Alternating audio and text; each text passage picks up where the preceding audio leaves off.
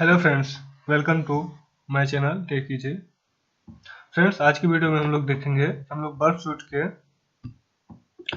जो lifter tab है उसका यूज कैसे लेते हैं और उसका यूज क्या है।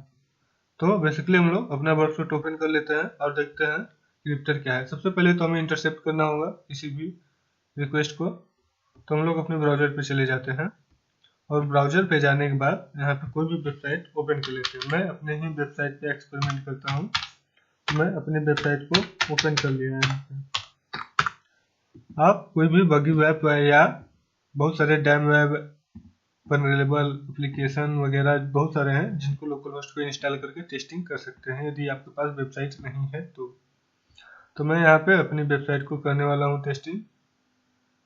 तो यहाँ पे मैं इंटर किया और यहाँ से हमारा देखिए बर्फसूट ब्लिंक कर रहा है, मतलब यहाँ पे इसने इंटरसेप्शन कर लिया है रिक्वेस्ट को।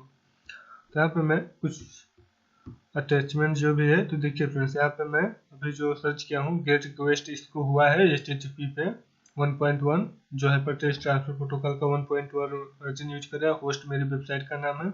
यूजर एजेंट जिस ब्राउजर के द्वारा ये रिक्वेस्ट किया गया है विंडोज NT 10, मतलब ये विंडोज पे होस्टेड है और मतलब विंडोज मशीन द्वारा, जो कि ये जो यूजर एजेंट है मोजिला फायरफॉक्स विंडोज मशीन पे विंडोज 64 बेस पे है। और उसकी जो एक आईडी होती है यूनिक आईडी वो यहाँ पे दिया गया है और एक्सेप्ट। तो यहाँ पे जो जिस फॉर्मेट को उसको एक्सेप्ट करना है उसने रिक्वेस्ट में बता दिया है और जिस लैंग्वेज में वो रिक्वेस्ट को एक्सेप्ट रिस्पांस को एक्सेप्ट करेगा वो भी इसने बता दिया। तो ये अभी रिक्वेस्ट हमारे ब्राउजर से हमारे सर्वर पे जाएगा जब हम इसे फॉरवर्ड कर देंगे। तो मैं इसे फॉरवर्ड कर देता हूँ। तभी एक रिक्वेस्ट गया है, अभी कई सारे और रिक्वेस्ट यहाँ से तो रिस्पांस आया है। जो हमने रिक्वेस्ट अभी भेजा उसका रिस्पांस हमारे पास यहाँ पे आया है कुछ, जो कि पोस्ट मेथड का यूज करके आया है सबमिट एक्टिविटी स्ट्रीम इम्प्रेशन करके और host incoming dot telemetry Mozilla dot org। मतलब जो रिस्पांस आया है ये इनकमिंग रिस्पांस है मोजिला के लिए, मोजिला फायरफॉक्स जिसको जो कि मेरा ब्राउजर है उसी पे रिस्पांस आया है। और लैंग्वेज वगैरह भी दिया हुआ है किस लैंग्वेज में आया है, कौन सी इनकोडिंग यूज हुई है। ये तो बेसिकली जो हमारा gzip डिफ्लेट है ये हमारे यहाँ से जो बर्फ शीट की है उसकी है। तो यहाँ पे हम लोग कंटेंट लेंथ देख रहे हैं कितने कंटेंट लेंथ का रिस्पांस हमें आया है और कनेक्शन जो है अभी क्लोज है। तो यहाँ से इसे भी हम फॉरवर्ड कर देते हैं और यहाँ पे देखते हैं इसको फॉरवर्ड करते जाते हैं और इस प्रकार से हम किसी भी रिक्वेस्ट को फॉरवर्ड कर सकते हैं। जैसे अब हमें सपोज कर लीजिए यदि किसी रिक्वेस्ट में आपको कुछ चेंजेस करके उसको बार बार उसी रिक्वेस्ट को आपको भेजना है और उससे सर्वर क्या रिस्पांस देता है, मतलब हमें चीज़ों को एनालाइज करना है। तो हम लोग रिपीटर का यूज करेंगे। यहाँ पे हम लोग सीधे एक्शन पे जाएंगे और एक्शन पे जाके इसे Ctrl+R प्रेस करके भी आप रिपीटर को सेंड कर सकते हैं रिक्वेस्ट को किसी। तो यहाँ पे मैं रिपीटर को सेंड कर दिया इसे और यहाँ पे मैं रिपीटर पे आया। तो यहाँ पे देखिए रिपीटर का जो टैब है कुछ इस प्रकार से दिखता है। तो यहाँ से हम लोग इसको सेंड पे करेंगे और हम लोग चेक करेंगे कि रिस्पॉन्स क्या देता है। तो इसने रिस्पॉन्स दे दिया है फ्रेंड्स। तो ये जो रिस्पॉन्स दिया है अब इसमें हम लोग क्या कर सकते हैं, इसी चीज़ को कई बार सेंड करके रिस्पॉन्स देख सकते हैं। जैसे फिर से मैंने एक बार सेंड कर दिया, अब देखते हैं फिर रिस्पॉन्स क्या देता है। तो क्या एक ही रिक्वेस्ट को हम जब बार बार सेंड कर रहे हैं तो क्या वो डिफरेंट रिस्पॉन्स दे रहा है, ये भी हम चेक कर सकते हैं। या फिर हम ये भी चेक कर सकते हैं कि जो पोस्ट है इस मेथड मतलब इस पैकेट में ही कुछ हम लोग एडिटिंग कर देते हैं और एडिटिंग करने के बाद यहाँ पे रिस्पॉन्स चेक करते हैं। जैसे मैंने पोस्ट मेथड को गेट मेथड में कन्वर्ट कर दिया और यहाँ पे फिर से मैं इसे सेंड कर रहा हूँ और देखूंगा कि मेरे रिस्पॉन्स में क्या चेंजेज आए। यहाँ पे मैंने इसे सेंड कर दिया, अब देखता हूँ रिस्पॉन्स में कोई डिफरेंस आया। तो मुझे तो नहीं लगता है कि बहुत ज़्यादा कोई डिफरेंस आया। तो यहाँ पे हम लोग इस प्रकार से वल्नरेबिलिटी भी जो है फाइंड कर सकते हैं इसमें चेंज कर कर एक एक हम लोग रिक्वेस्ट को भेजेंगे। जैसे मैंने यहाँ पे ये चेंज किया और मैं यहाँ पे कोई और चीज़ जैसे content length single content length दिया है 18 का, इसे मैं हम यहाँ पे 100 कर लेते हैं। उसके बाद फिर से रिक्वेस्ट को सेंड करते हैं, मतलब रिपीटली हम लोग रिक्वेस्ट को सेंड करके वो क्या रिस्पॉन्स दे रहा है सर्वर हमारा उसको हम लोग चेक कर सकते हैं। तो देखिए फ्रेंड्स यहाँ पे क्या रिस्पॉन्स दे रहा है जब हम रिक्वेस्ट कर रहे हैं। तो यहाँ पे HTTP जो है अभी तो कोई डिफरेंस नहीं आया है और अगर हमें डिफरेंस देखना है डिफरेंट रिस्पॉन्स में तो हम लोग इसे क्या कर लेंगे, हम लोग यहाँ पे इसको कंपेयरर को सेंड कर देंगे। यहाँ से एक्शन में जाएंगे और हम लोग तो बेसिकली हम लोग सारे मॉड्यूल को एक में एक बर्डसूट के ही सारे मॉड्यूल हैं, तो सारे मॉड्यूल को एक साथ यूज करके किसी भी निष्कर्ष पे पहुंचते हैं। तो ऐसे हम लोग सेंड टू कंपेयरर कर देंगे और कंपेयरर पे जाके कि जैसे कि हमारे सेकेंड और थर्ड रिस्पॉन्स में क्या डिफरेंस, इसको भी हम लोग कंपेयरर में भेज देते हैं। तो यहाँ पे कंपेयरर पे मैंने दोनों रिस्पॉन्स को भेज दिया है और यहाँ पे मैं इसे यहाँ से एनालाइज कर लूँगा कि इसमें डिफरेंस क्या क्या है। तो अभी देखिए फ्रेंड्स क्या क्या डिफरेंस इसमें HTTP 200 ओके, यहाँ पे टाइम का थोड़ा सा डिफरेंस है और जो क्लाउडफ्लेयर की जो रिक्वेस्ट आईडी है उसमें डिफरेंस है और जो हमारा रिपोर्ट टू है उसमें भी डिफरेंस है। तो यहाँ पे कंपेयर करके बता दिया कि आप में क्या क्या डिफरेंस है, आपकी दोनों रिक्वेस्ट जो आपने भेजा है और उसके रिस्पॉन्स में क्या क्या डिफरेंस आए हैं, तो इसने बता दिया। यहाँ पे इसका भी लेंथ 1150 है और इसका भी लेंथ, तो लेंथ तो दोनों का सेम है। इस प्रकार से हम लोग कंपेयरर से कंपेयर करा पाते हैं। और यहाँ पे हम लोग बेसिकली रिपीटर को कवर करने वाले हैं, तो हम लोग यहाँ पे देख लिए कि क्या क्या इसका यूज है। अब हम लोग देखते हैं जैसे कि यहाँ पे जितने भी हम लोगों ने रिक्वेस्ट वहाँ से अपने प्रोक्सी से यहाँ पे प्रोक्सी टैब में गए और यहाँ से जितने भी रिक्वेस्ट को, इसको सपोज कर लीजिए फॉरवर्ड कर दिया हमने, तो यहाँ से जितने भी हम लोग इसको एक्शन में जाके या कंट्रोल R प्रेस करके रिपीटर को सेंड करेंगे जितने भी रिक्वेस्ट को, वहाँ पे सारे रिक्वेस्ट एक अलग अलग टैब में होते हैं। तो यहाँ पे मैं सेंड टू रिपीटर कर दिया इसे, तो देखेंगे एक यहाँ पे चौथा टैब बन गया होगा। तो जितने भी रिक्वेस्ट हम भेजेंगे उन सब का रिस्पॉन्स, अब इसको भी मैं सेंड करके रिस्पॉन्स इसका चेक कर लेता हूँ क्या आता है। तो फ्रेंड्स ये है रिस्पॉन्स इसका आया जो कि अभी मैंने इसको सेंड किया है।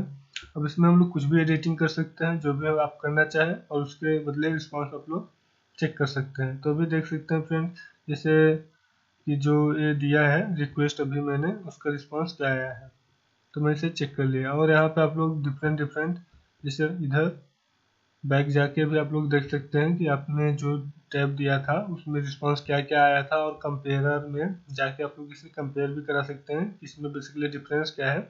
यदि आपके यहाँ कोई भी इनकोडेड मैसेज है तो उसे आप लोग डिकोडर में जाके डिकोड भी कर सकते हैं, और आप उसे किसी सीक्वेंस में लगाना चाहते हैं तो सीक्वेंसर में जाके उसको सीक्वेंस में भी लगा सकते हैं। जैसे मैनुअल लोड पे गए, हमने जो भी चीज़ है हमें लोड कराना है, हम लोग एक सीक्वेंस लोड करा देंगे, वैसा सीक्वेंसर से हम लोग उसको सीक्वेंस में कर लेंगे। और यहाँ पे हम लोगों ने बेसिकली रिपीटर में, और यहाँ पे हम लोग चाहें तो रिपीटर में ऊपर जाके यहाँ से हम लोग ये सब जो है जैसे अपडेट कंटेंट लेंथ, तो ये ऑटोमेटिकली कंटेंट लेंथ जो है अपडेट कर दे रहा है। और अनपैक gzip डिप्लेट, तो इस फाइल में इनको देखिए यहाँ पे फ्रेंड्स, जब हम लोग इनकोडिंग एक्सेप्ट इनकोडिंग देख रहे हैं तो gzip और डिप्लेट ये जो है इसको ऑटोमेटिक gzip और डिप्लेट में कन्वर्ट कर दे रहा है ताकि इजीली से अंडरस्टैंडेबल हो हम लोग को।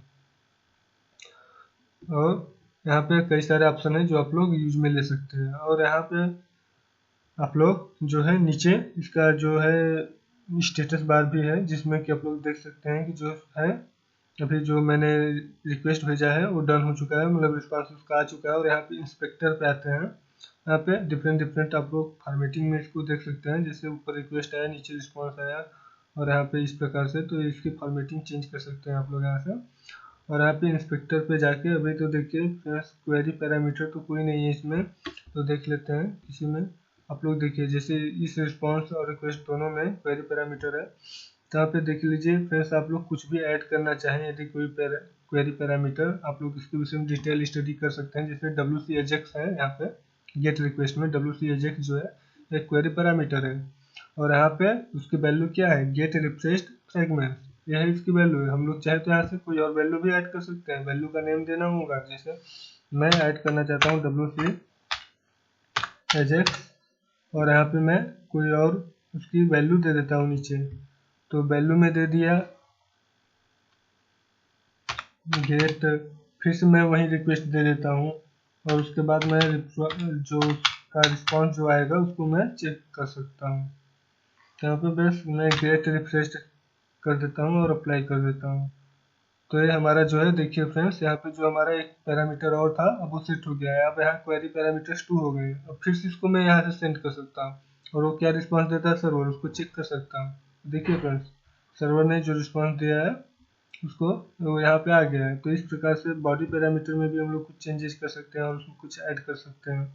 और रिक्वेस्ट कुकीज़ में भी हम लोग कर सकते हैं, कुकी को भी बदल सकते हैं। तो यहाँ पे डिफरेंट टाइप की इस प्रकार से हम लोग जो रिपीटर है उसके हेल्प से ये सब डिफरेंट चीज़ें कर सकते हैं। मतलब सेम रिक्वेस्ट को हम लोग बार बार रिपीट कर रहे हैं, कुछ उसमें चेंजेस करके, ताकि हम बिहेवियर जो है सर्वर की उसको एनालाइज कर पाएँ कि वो डिफरेंट हमारे रिक्वेस्ट पे कैसे रिस्पॉन्स करता है, जिससे कि हम कई प्रकार की वेरिएबिलिटी को फाइंड कर पाएंगे।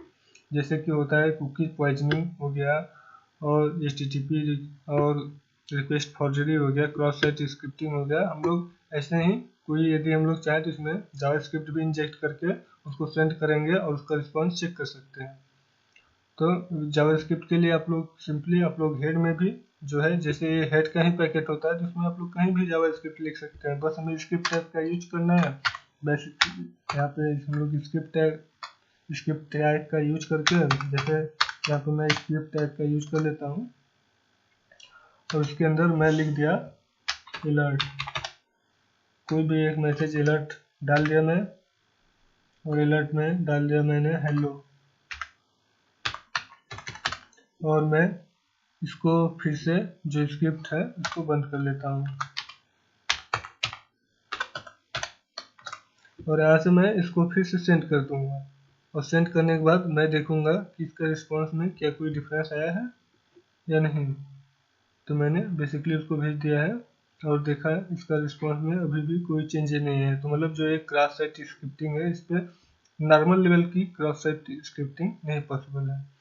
और इसको हम लोग चाहे तो ब्राउजर में रेंडरिंग भी कर सकते हैं, और बहुत सारे जो यहाँ पे हैं सभी टूल्स का यूज कर सकते हैं हम लोग।